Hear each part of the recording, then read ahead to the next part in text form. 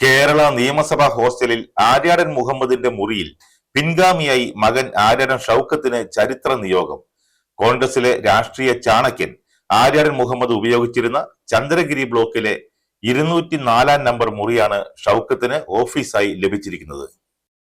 2025 നിലമ്പൂർ ഉപതെരഞ്ഞെടുപ്പിൽ വിജയിച്ച് കന്നി MLA ആയി എത്തിയപ്പോഴാണ് ഷൗക്കത്തിന് നിള ബ്ലോക്കിലെ 56 നമ്പർ മുറിയാണ് ലഭിച്ചത്.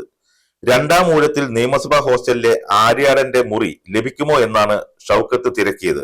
ഈ ഓഫീസ് ഉപയോഗിച്ചിരുന്ന സണ്ണി ജോസഫ് മന്ത്രിയായി ക്ലിഫ് ഹൗസിന് സമീപത്തെ അശോകിലേക്ക് താമസം മാറിയതോടെ സ്പീക്കർ തിരുവഞ്ചൂർ രാധാകൃഷ്ണൻ ഷൗക്കത്തിന്റെ അഭ്യർത്ഥന പരിഗണിച്ച് ചന്ദ്രഗിരിയിലെ ആര്യാടന്റെ മുറി അനുവദിക്കുകയാണുണ്ടായത്.